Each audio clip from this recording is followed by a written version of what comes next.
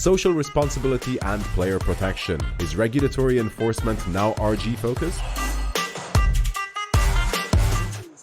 I hope you already took a break from the player protection because we're getting back to the subject. And I think it was very nice to have two panels in between on the KYC and fraud. But we'll talk about the social responsibility and the player protection again. And I would love to welcome amazing speakers here, Nick, Filippo, and Jeremy.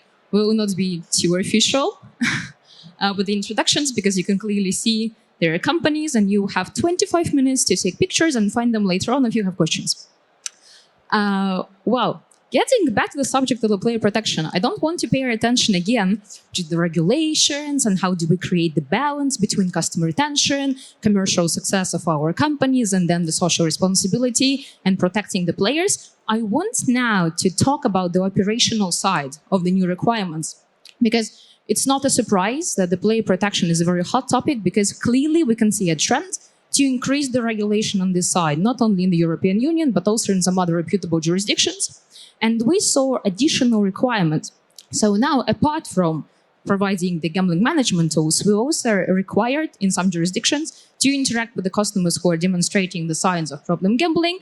We have the staged customer interaction approach. We have the customer communication requirements. We have the restriction on advertising and sometimes complete ban on promotions. So my question is, from the operator perspective, how does this influence our daily operations right now? What do we do? How do we feel this change? Are we ready to keep up with the new requirements? Firstly, you need to clearly identify and define basically the requirements in the different jurisdictions you have.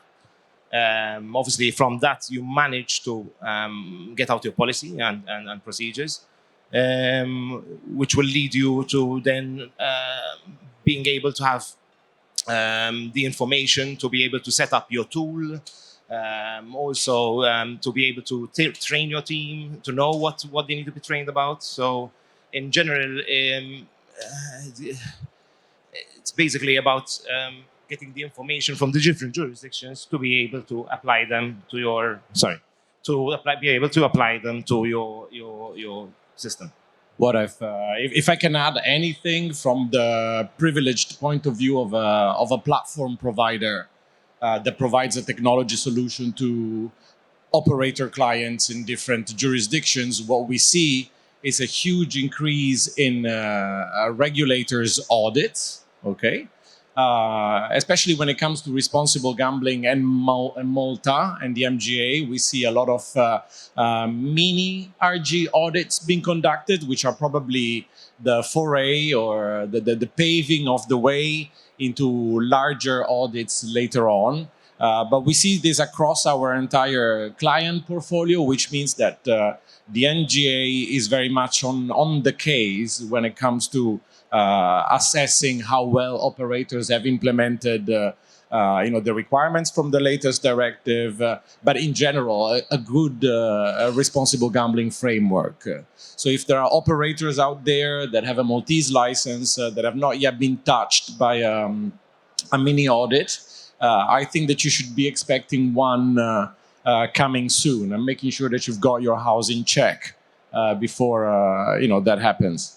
I think it's a very valid point, especially following the fact that they've been updated their player protection directive beginning of this year. And now we do have the staged customer communication requirements in place. But I believe MGA is still quite friendly in comparison to UK, for example, where the customer interaction requirements been very strict, and it created lots of tension between operators and the regulator, and it also created problems with the VAP account management, and then the retention of clients are over. And I believe the hugest problem we have, which some speakers have been touching based on today already, that sometimes the requirements will differ from one jurisdiction to the next so much. It's very difficult to find the common ground if you operate in various jurisdictions at the same time. So I wanted to ask you, do you maybe have any tips for the operators how to bridge the requirements when operating in different jurisdictions and to make sure that you follow the best practice? In my opinion, obviously, completely not agree, because a lot of things overlap.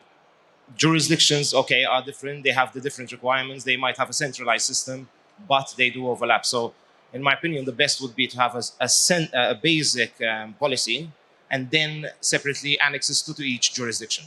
Because even when you are setting up your tool or training your team, the basics are the same. They don't change. Then obviously, then there's an application to each jurisdiction. And also how they expect you to document it or expect you to, so that's my... But these expectations can be different. And the second problem, I believe, not only the inconsistency, but in the majority of the cases, when they see the requirements, they are subject for interpretation. So there is the room for interpretation. You see the regulation, they tell you that's what we expect you to do, but then you can interpret your own way, and there is no guarantee that the interpretation you do will be something that they want to see on papers and they want to see in practice. I can give a practical example. In Germany, basically, they don't have a player protection directive like the MGA. They actually expect you to have your social concept or social policy, you want to call it that, and then when they receive it, they see if it fits within their parameters. Yes, but that gives you an easy task, because if you take best practice and apply it across the board, it makes it easier, even from a policy point of view. So.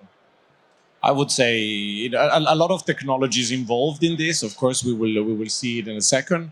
But because it involves, due to the sheer amount of data that you have to look through and sift through to identify those cases, the way that we go about it, for example, is to, set those tools in the way of the strictest jurisdiction, so that it flags players. And then it's a decision that comes down to the operator that you're working with and their sensitivities and their risk appetite to define which are the cases that you are going after anyway on a one-by-one cases. I mean, eventually responsible gambling cases, you look at individually, and each one of them tells a different story. Each one of them tell you a different story, but also the reporting requirements will be slightly different. How would you identify the red flags? Because the red flags, again, the list of the red flags and the problem gambling indicators might be slightly different from one jurisdiction to another. And when, let's do a comparison with the money laundering, for example. With the money laundering, it's pretty much a clear cut, because they give you the thresholds, they explain you what exactly you should be monitoring, like cancelled withdrawals or anything else. So the list is pretty much the same across different jurisdictions. And then there is an automatic reporting escalated to the MLRO, and this is, well, you know the drill. But when it comes to the player protection, it's much more subjective, I believe, the evaluation itself. Can technology maybe help us to filter these huge amounts of data and set up particular indicators? Yeah, if I may jump in there.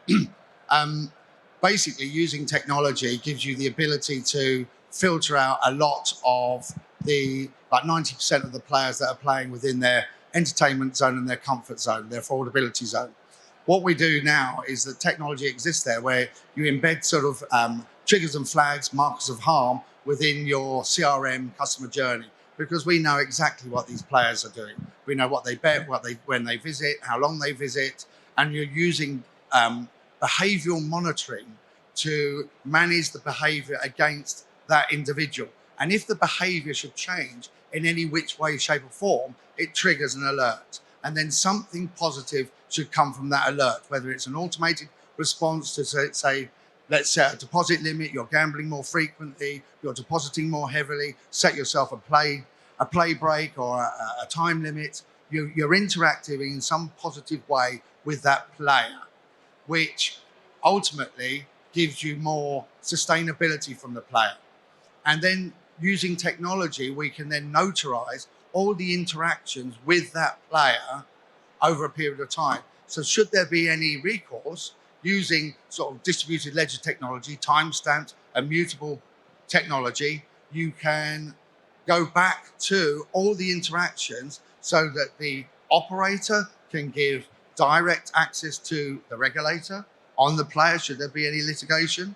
Also, the player can see what steps were taken.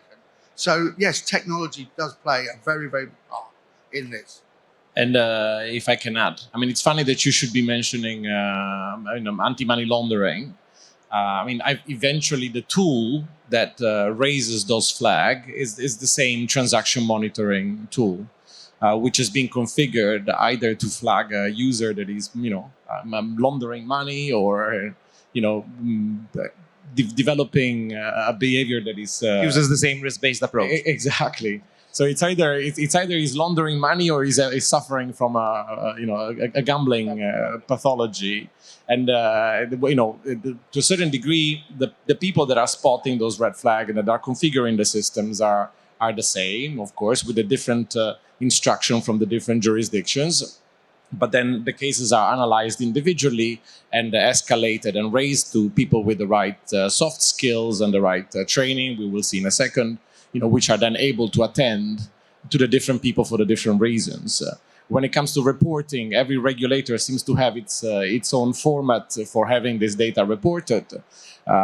It gets extreme in places like Ontario, for example, where you are reporting to the regulator on a monthly basis on individual player interactions. So it's becoming more and more difficult to do things incorrectly. Avoiding being scrutinized by the regulator pretty much in real time.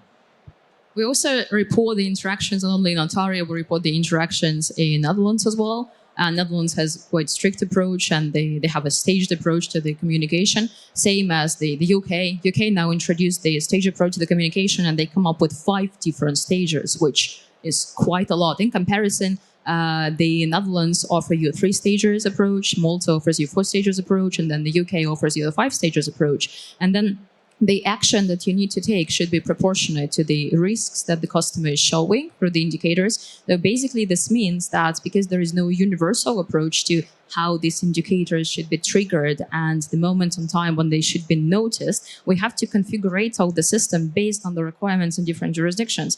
But if you can configure the system because it's a technology and technology is always on your side.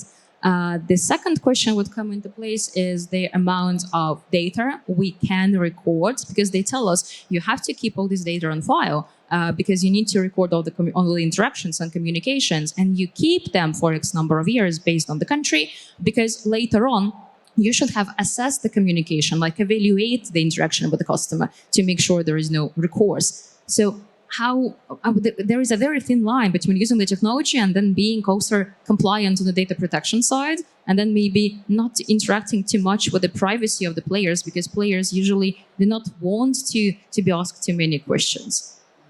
Well, yeah, there's so much technology out there now for affordability checks. You don't need to ask a player for his bank statements and his pay slips. You simply don't need to do that, because you can do so many soft checks from the amount of data that is available in, generically, via Experian, via geolocation. You can check, you can make an assessment so that you can filter out 95% of the players that are playing responsibly and in their entertainment zone, as I mentioned before.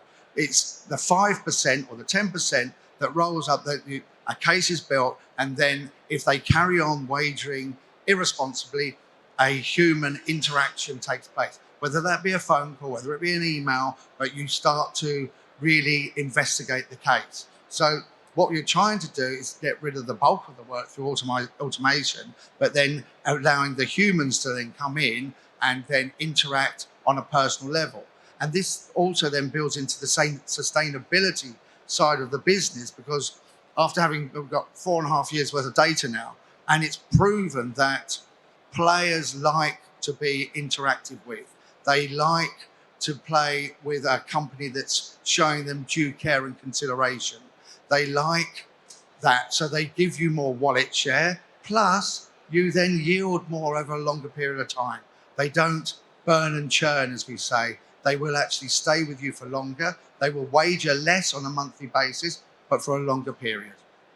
I'm afraid some operators would disagree with this statement that players like to be interacted with, because sometimes they are quite hostile when you try to ask them questions. They feel like sort of interference. Again, you touched based on the different human communication, which sooner or later will be in action. How do we prepare our employees, and how do we communicate the requirements if we operate in different jurisdictions? And in the very beginning, like Filippo mentioned, really, he had really good points that these are pretty much same people. So before, they received pretty much same training, they knew how to identify the red flags, and the technology helps you a lot to identify the red flags. So all you need to do is just to notice their alert on the CRM on time. But then you need to talk to the person. Do you think there needs to be specific categories of employees who are trained to communicate with the customers? Or does it make sense to provide some benchmark understanding and training in the soft skills to pretty much all the RG team? Because the approach, again, will be different in different jurisdictions. In some jurisdictions, they tell you, you have the RG team and they will be mostly responsible for the monitoring the red flags. And then if they believe their communication is required, it will be escalated to specifically trained people. And these specifically trained people will be basically part of communication. While other jurisdictions tells you, no, you need to provide like a certain benchmark information to all the employees in the RG team, just in case they get in touch with the customer via the customer support or somehow else. Do you believe it's like an overkill? Is it too much or is it adequate? I think it's the hot topic, right? The setting up of a responsible gambling team. Because that's the complex thing, especially for smaller operator. It requires a lot of investment. You probably initially try to carve that out of customer support individuals that show a certain keenness on developing extra skills. You have to give them an enormous amount of extra training, specific training.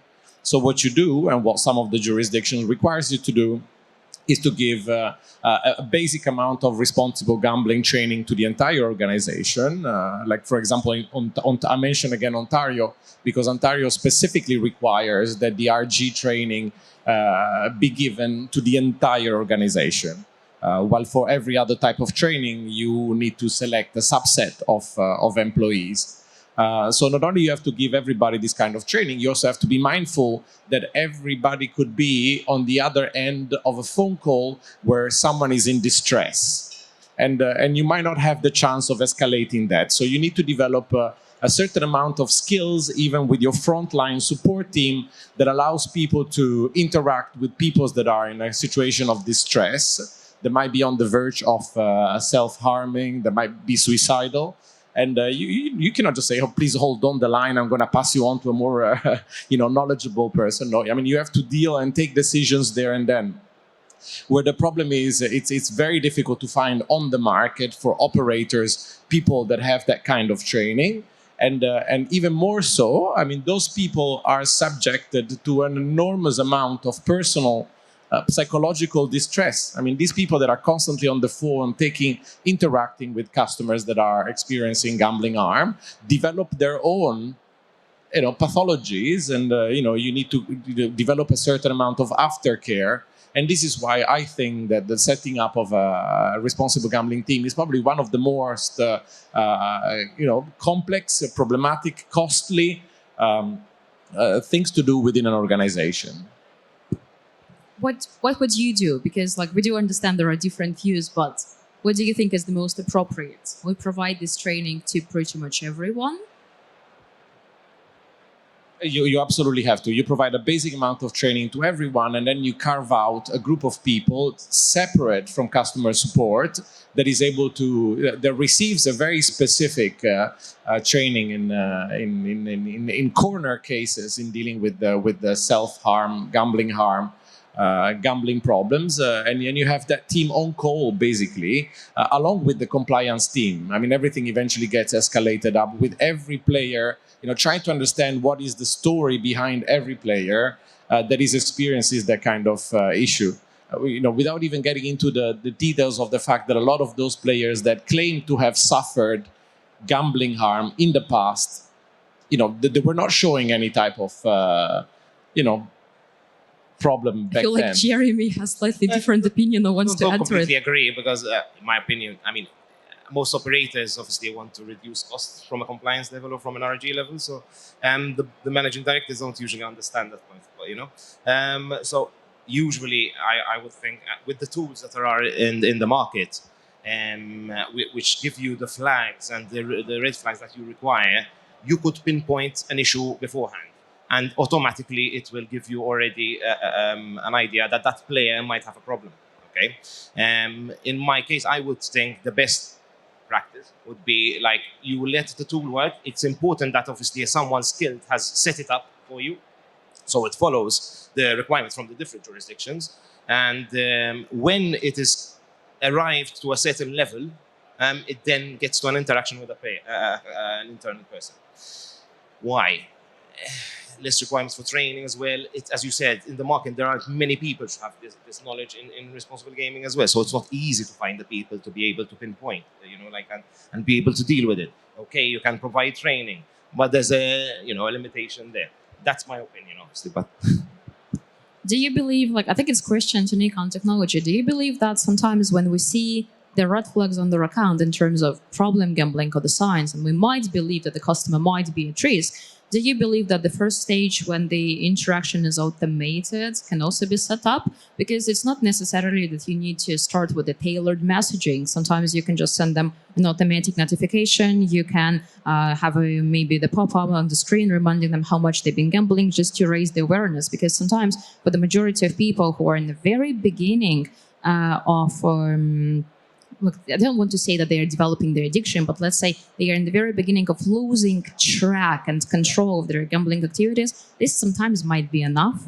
Yeah. Well, the whole aim here is to identify a potential problem gambler and interact before they hit the self-exclusion button. We don't want anybody to hit a self-exclusion button, because once they hit that button, they've got a problem. So yes, you're correct. When they come out of their entertainment zone and they've changed their behavior in some which way, shape or form, that interaction will first start off with okay, let's start taking away the incentives, all the marketing, which we won't market to this player because they've gone into the amber zone, shall we say. If they keep escalating and they still keep wagering, and they still keep wagering, then you can then automate another pop-up like, you're depositing heavily. Set yourself a deposit limit. You're visiting the site more frequently. Why are you visiting the site more frequently? Something's changed to make you change your behavior. And as this escalates, and when they finally get into the red zone, that's when you may say, let's suspend the account and let's go and investigate. And this is when we start to make references to the experienced personnel within the organisation or outside third parties. I think every company in the end will decide what makes more sense for their type of the operations, but it was interesting to hear a different perspective on the way how you can set it up. And as the regulation is changing all the time, so we see that these new regulatory requirements, they came up in place just, within a year and a half, maybe. It was really fast development. Like how in this fast changing regulatory environment, we manage our operational risks, because the risk-based approach is still here. They still want us to apply the risk-based approach. And if before the risk-based approach was pretty much about money laundering and the financial risks of the whole organization, they wanted to make sure you will not go bankrupt if they give you a fine. Now they want you to apply the risk-based approach to other areas of responsibility. So when the regulation is constantly changing, when the requirements are subject to interpretation, how do we manage the risks?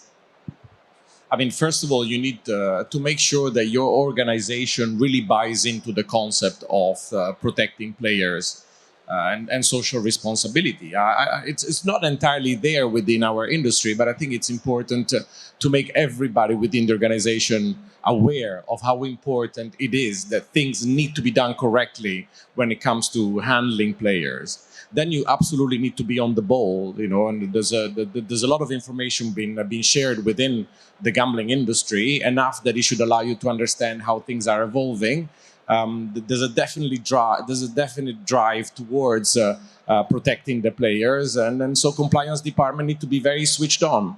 You sometimes have very little time to implement the directives, and especially when they implement new technology, as it was the case with Malta and the transaction monitoring system that had to be in place. So you basically need to work with your entire organization to make it happen as quickly as possible across all of the jurisdictions where you operate. to build on what Filippo was saying, I think you need to identify the risks, and in this case, it could be from the player suing you or from the authority.